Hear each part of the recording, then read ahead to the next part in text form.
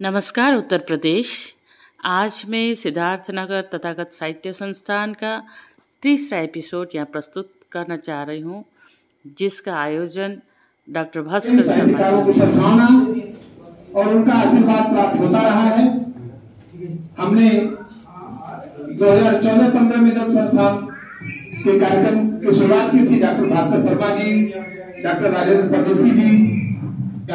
परदेसी जी संस्थान के संरक्षक हैं और डॉक्टर भास्कर शर्मा जी इस संस्थान के अध्यक्ष हैं। संतोष कुमार जी जो आपको मिले होंगे, तमाम व्यवस्थाओं में लगे हुए, वो इसके सचिव हैं। इन साथियों ने, मित्रों ने पिछले 7-8 वर्षों में संस्था के कार्यक्रमों को एक ऐसी गरिमा प्रदान की है कि ये संस्था के कार्यक्रम पूरे देश में चर्चा का विषय बने हैं।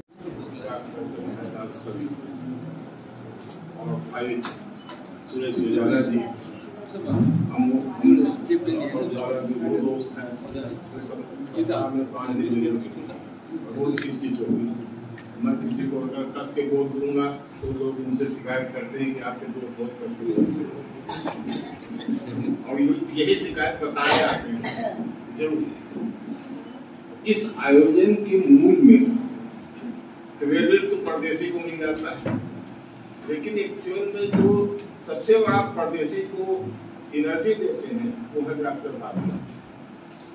आपको आश्चर्य होगा, डॉक्टर भास्कर साहब 11-12 बजे रात को फोन करते हैं और कहते हैं परदेसी जी कुछ नया किया जाए। अब खाली ये तो बोल गए कि नया किया जाए, अब परदेसी जी मंथन करते रहे क्या नया किया, क्योंकि जो बहुत दिख रहा है। हम जो भी करते हैं, हम कभी ये नहीं सोचते कि योजना बनाए।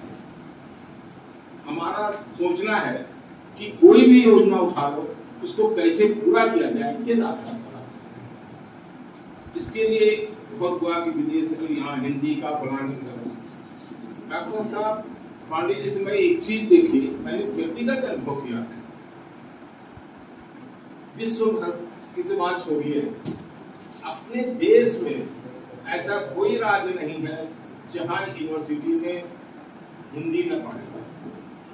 हमें ये नहीं समझ में आता कि उस विश्वविद्यालय के हिंदी के छात्र जा कहाँ गए, अरुणाचल प्रदेश हो चाहे कोई भी हो, उस विश्वविद्यालय में छात्र जा कहाँ गए कि एक भी आदमी साहित्यकार नहीं पैदा हो। 10 साल से यूनिवर्सिटी को अरुणाचल प्रदेश का गया राजीव गांधी में, मेरी बेटी में इंजीनियरिंग का प्रोफेसर है, मैं वहां गया। तो इसके लिए मैंने कोशिश की कि हिंदी भाषी प्रदेश से हम 48 पेज की पुस्तिका निकालेंगे, जो वहीं के मूल निवासी ही उसका संपादन करेंगे। पहले हमने कहा था हम 56 करेंगे, जब नहीं मिला तो 48 का है, फिर हमने कहा लवकत। तो मुझे ये बताइए, आप तो ढूंढते ही हैं कि ये विश्वविद्यालय में जो हिंदी पढ़ाई जाती है, वहां जाके वहां पर दिल्ली में प्रदर्शन किया जाता है, विश्व संस्थाएं बनाई गई हैं, वो सारे विश्वविद्यालय के छात्र जाते कहाँ हैं? खत्म करना चाहूंगा कि क्या बनाने आए थे, क्या बना बैठे, क्या बनाने आए थे, क्या बना बैठे। कहीं मंदिर बना बैठे, कहीं मस्जिद बना बैठे, और हमसे तो अच्छा आजाद उन परिंदों की जो कभी मंदिर पर जा बैठे, कभी मस्जिद पर जा बैठे।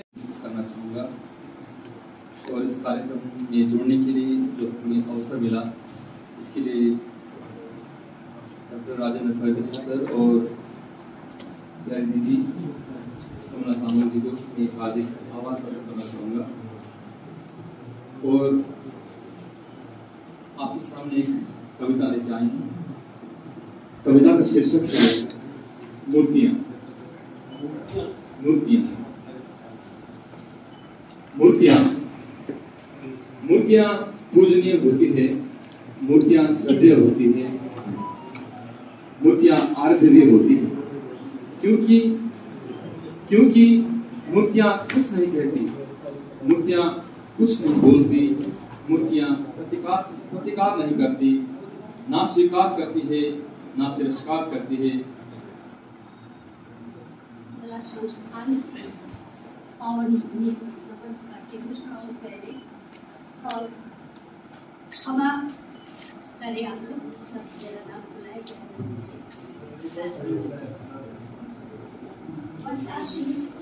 सभी नमस्कार। और दूर दराज से आए हुए सभी आमंत्रित श्रेष्ठगण विद्वानजन सभी को मैं प्रणाम करती हूँ, नमन करती हूँ। ये मेरा पहला अवसर है कि यहाँ पर आई हूँ। कमला तामंग जी उन्हीं के प्रयास से, उन्हीं के मदद से आई हूँ। उनको भी मैं, मुझसे छुट्टी है फिर भी मैं उनकी जो प्रयास है उसको नमन करती हूँ। तथागत सिद्धार्थ कला साहित्य संस्थान में हम लोगों को जो सम्मान दिया गया इसके लिए आप लोगों का विशेषकर संस्थान और आयोजक मंडली सभी का हार्दिक अभिनंदन और आभार प्रकट करती हूँ। वैसे मैं हिंदी में नहीं लिखती हूँ, नेपाली में लिखती हूँ, फिर भी आज की इस समारोह के लिए मैंने छोटी सी मुक्तक लेकर आई हूँ। अलका मुक्तक है, अलका है, सुनिएगा। और आप लोग तो जानते हैं हम लोग कैसी हिंदी बोलते हैं, इसलिए बोलने वाली बात नहीं है। फिर भी गुजर जाते हैं खूबसूरत लम्हे, गुजर जाते हैं खूबसूरत लम्हे, यूं ही मुसाफिरों की तरह यादें वहीं खड़ी रह जाती है रुके रास्तों की तरह। एक उम्र की बात उस उम्र की बातें, एक उम्र की बात उस उम्र की बातें उम्र भर याद रहती है, पर वो उम्र फिर उम्र भर लौट के कहाँ आती है। समागम जो सिद्धार्थ तथागत कला साहित्य संस्थान ने आयोजित किया हुआ है इधर। हम लोग तो नेपाली है, ऐसे ही नेपाली ज्यादा बोलते, कभी कभार इंग्लिश में लिखते, हिंदी तो इतना कम बोलते हैं और कम लिखते ही है। यहाँ पे आके इतना महसूस हुआ कि हम भी हिंदी में कुछ कर सकते हैं, फिर भी ये तो इंडिया के ही, फिर भी क्यों लिख नहीं पाते, क्यों लिख नहीं सकते, लिखने का कोशिश नहीं करते। वो सब कुछ आइडिया मिल गया सर को, राजेंद्र परदेसी सर को मिल के। कल कितने 4 घंटे हम सर के पास रहे और बहुत कुछ सीख लिया।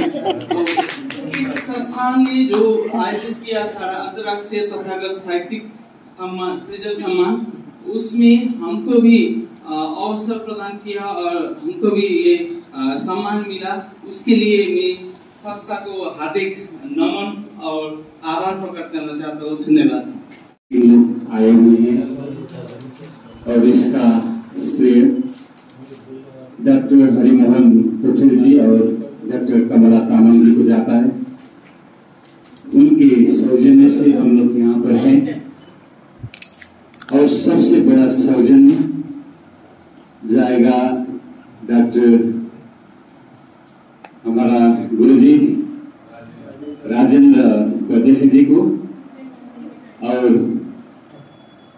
हमारी राष्ट्रभाषा हिंदी को, जिसके माध्यम से हम लोग यहाँ जुड़े हुए हैं, और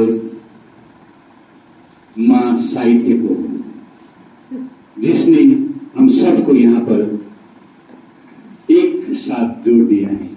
साहित्य के माध्यम से ही हम जुड़े हुए हैं और साहित्य को साथ में लेकर हम लोग आप सभी से इस तरह जोड़ने में सक्षम हो गए।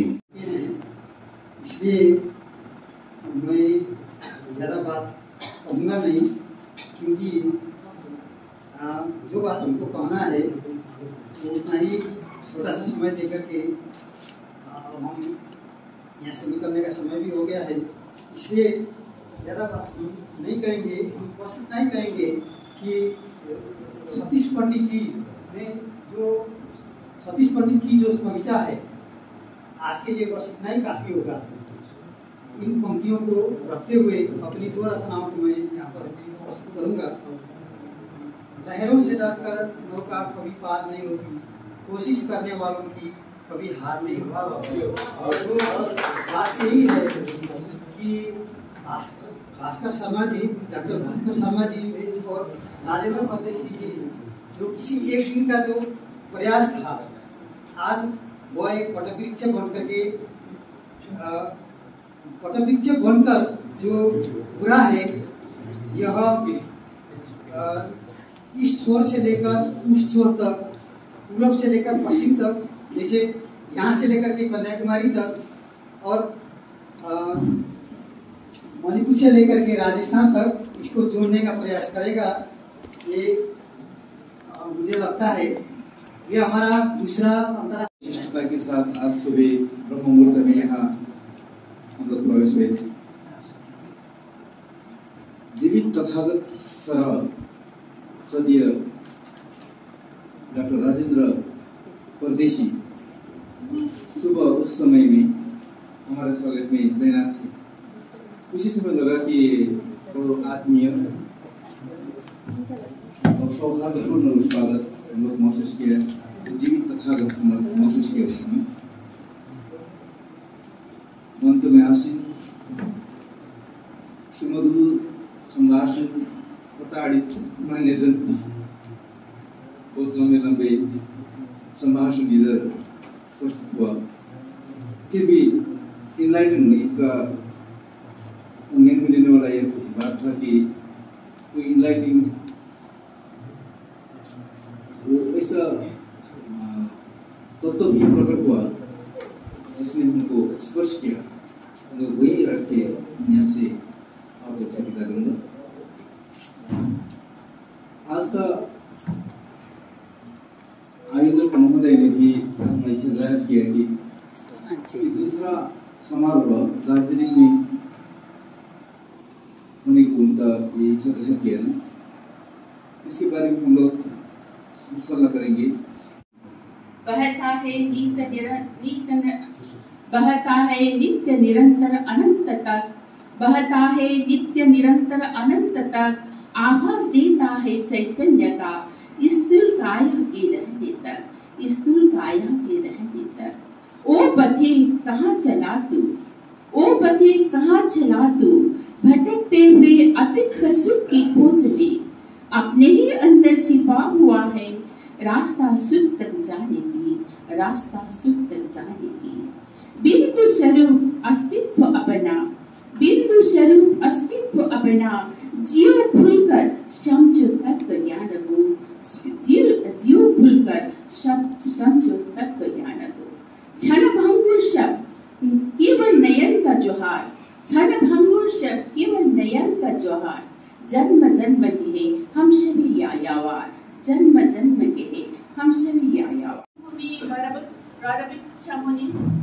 शांति को छाहरी खोज्दै, अर्धनग्न शरीर लौहेर त्यहाँ आई बसे कोही, एकांत तपभूमि वरवृक्ष मुनि, शांति को छाहरी खोज्दै, अर्धनग्न शरीर लौहेर त्यहाँ आई बसे कोही।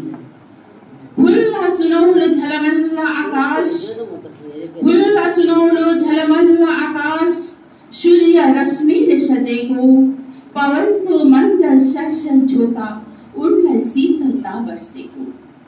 ल हेर आहा उनी त त्यहाँ नै, हेर्दा हेर्दै ध्यानमग्न भए, ल हेर आहा उनी त त्यहाँ नै, हेर्दा ध्यानमग्न भए, चैतन्यको परम सुखमा होगी, कुन तत्त्वको खोजमा हो, चैतन्यको परम सुखमा होगी, कुन तत्त्वको खोजमा हो।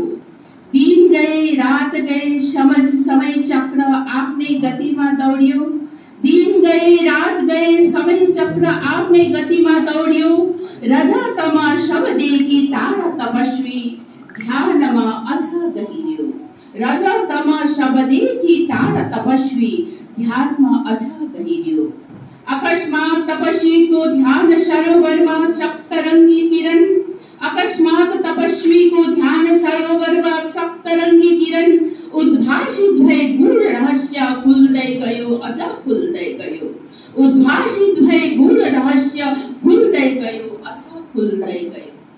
डॉक्टर भास्कर शर्मा जी और डॉक्टर राजेंद्र परदेशी जी को मेरी आंतरिक हृदय से बहुत बहुत धन्यवाद और आभार प्रकट करती हूँ। और इस संस्थान से जुड़ने का जो मुझे सुखद अनुभूति हुई उसके लिए मेरी प्यारी बहना कमला तावंग को भी मैं तहे दिल से अभिनंदन करती हूँ, आभार प्रकट करती हूँ। और इस महान समारोह जहाँ विसर्जन के इस मेला विराट मेला इस पर मंच पर आसीन प्रज्ञा प्रतिष्ठित विद्वान जन साथी मेरे प्यारे साहित्यिक बंधु को आप सबको भी मेरी आंतरिक हृदय से तहे दिल से अभिनंदन करती हूँ और ভাবছিলাম এক গৌর মহারাজ গান গান যেখানে আসিয়া এক হয়ে গেছে সব বাধা ব্যবধান যেখানে মিশেছে হিন্দু বৌদ্ধ মুসলিম খ্রিস্টান গাই সাম্যের গান। बांग्ला का दो कवि रविंद्रनाथ और नजरुल का कविता का उच्चारण से हिंद मंच का सब अतिथिवृंद का मेरा नमन है। भारत मेरा माँ है तो उस माँ का भाषा है हिंदी। मेरा हिंदी का अच्छा नहीं है क्योंकि मेरा चर्चा बांग्ला से है, मेरा मातृभाषा बांग्ला है। लेकिन हम लोगों का कार्यक्रम में हिंदी और नेपाली सहित सब भाषा भाषी कवि साहित्य का सम्मान करता हूँ। आज इस प्रोग्राम में बहुत उत्साह मिला मुझे। अभी से हिंदी साहित्य पढ़ना और बाद में लिखना शुरू करेंगे। सम्मानीय राजेंद्र परदेशी बहुत राइटर का गुरु बन चुके हैं। आज से हम भी उसका शिष्य बनना चाहता हूँ। एवं भूटान नेपाल एवं भारत के विभिन्न क्षेत्रों से आए हुए हमारे गणमान्य साहित्यकार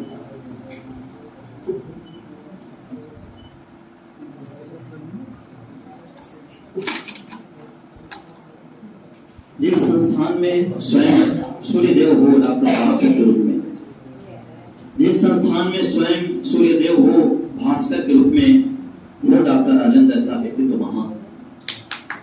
जिस संस्थान में स्वयं सूर्यदेव हो डॉक्टर भास्कर के रूप में, वो डॉक्टर राजेंद्र जैसा व्यक्तित्व महान।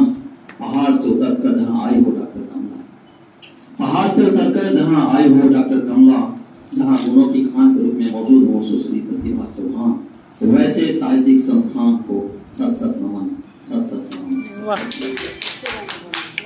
मैं अपनी छोटी सी दो कविता आपके सामने प्रस्तुत कर रहा हूँ।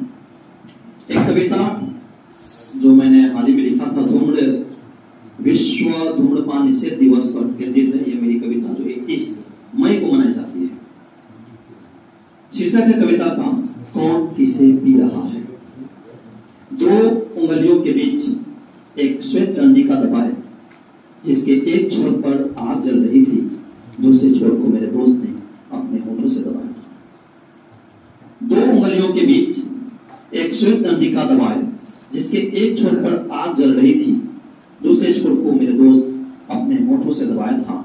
मैंने कहा क्यों इस धुएं के साथ अपनी जिंदगी खाक कर रहे हैं। मैंने कहा क्यों इस धुएं के साथ अपनी जिंदगी खाक कर रहे हैं।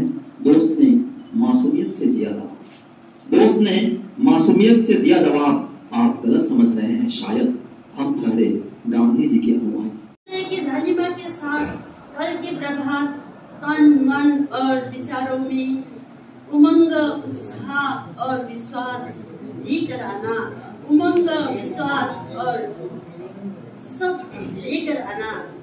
वृद्ध माँ बाप के घुमचे हुए निधारों और मुहार में आनंद की मुस्कान,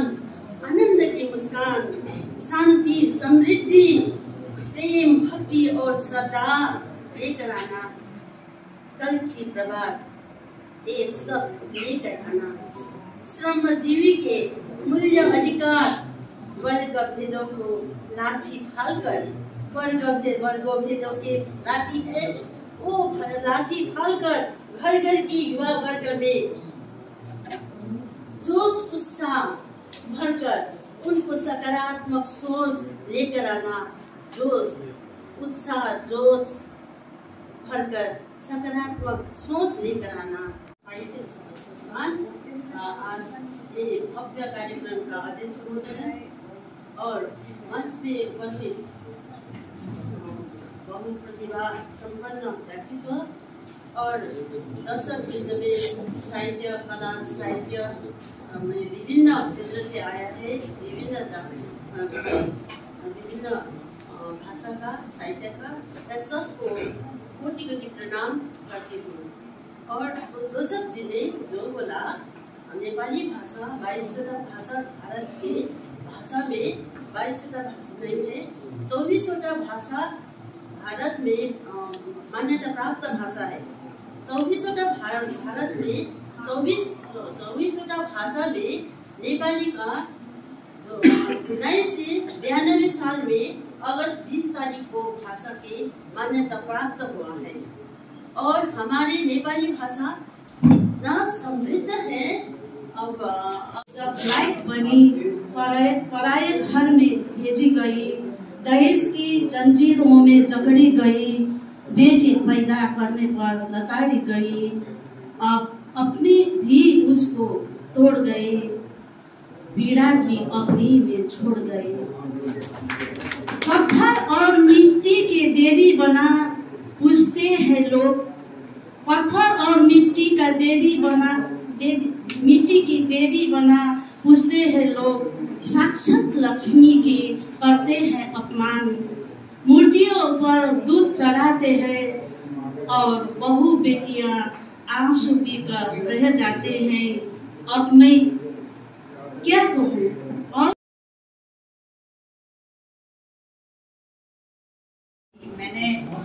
मैं साइंस की स्टूडेंट रही हूँ, लेकिन घर में एक साहित्य का माहौल होने की वजह से मेरी माँ ने भी एमए हिंदी में किया था और ऐसा माहौल था घर में, तो मैंने उसके बाद में मेरी शादी हो गई तो एमएससी कंप्लीट नहीं कर पाई। तो मन में एक रहता था कि मैं पोस्ट ग्रेजुएट नहीं हूँ। बच्चों के बाद मैंने एमए किया और उसके बाद मैंने पीएचडी किया। 2008 में मुझे पीएचडी अवार्ड।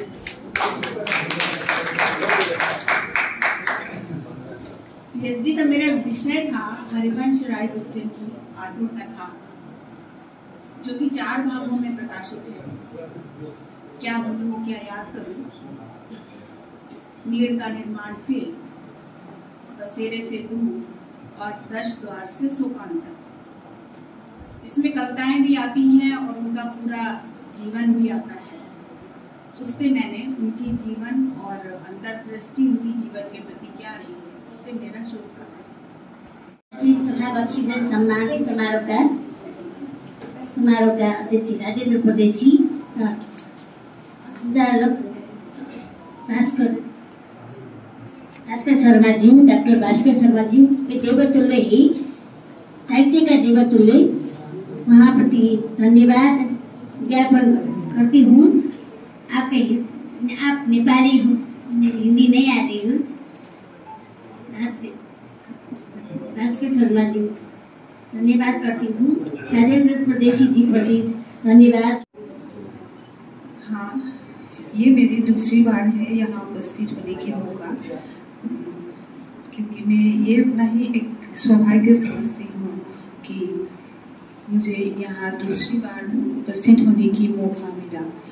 मैं बाहर से अभी पूरे हमारे देश के अन्य भागों से या अन्य देशों से भी आए सभी को मैं बहुत बहुत शुभकामनाएं देती हूँ और आपसे प्रणाम है कि आप यहाँ पधारे। श्री गौतम मणि जी, कार्यक्रम की सभाध्यक्ष जी, अतिथि मंचासीन अतिथिगण, अग्रासन में उपस्थित साहित्य प्रेमी दाजुभाई, दीदी बहनी, सिद्धार्थ तथागत कला साहित्य संस्थान सिद्धार्थनगर की ओर से खासकर भास्कर शर्मा की ओर से और राजेंद्र जिसकी कोशिश से उनका आया था काठमांडू में, हमसे उसको स्वीकार करके हम लोग यहाँ आए हैं। वास्तव में हम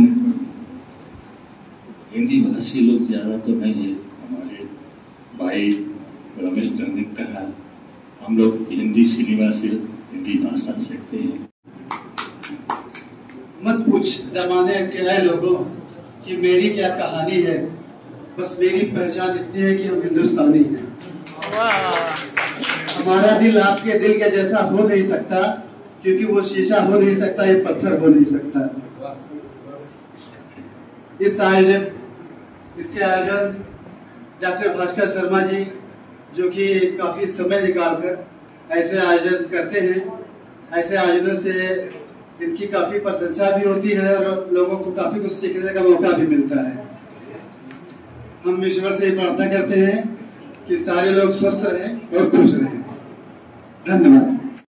तूफानों में हम चिराग अपना जला लेते हैं, तूफानों में हम चिराग अपना जला लेते हैं, ये दिल जिसे चाहे उसे अपना बना।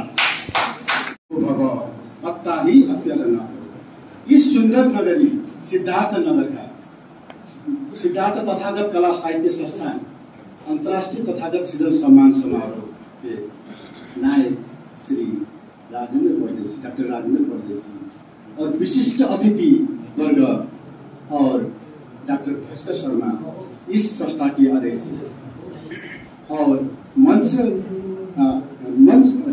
दर्शक दीर्घा में आसीन इस गरिमा में समाज के साहित्यकारों को मैं सगरमाथा से, माउंट एवरेस्ट से नमन करता हूँ।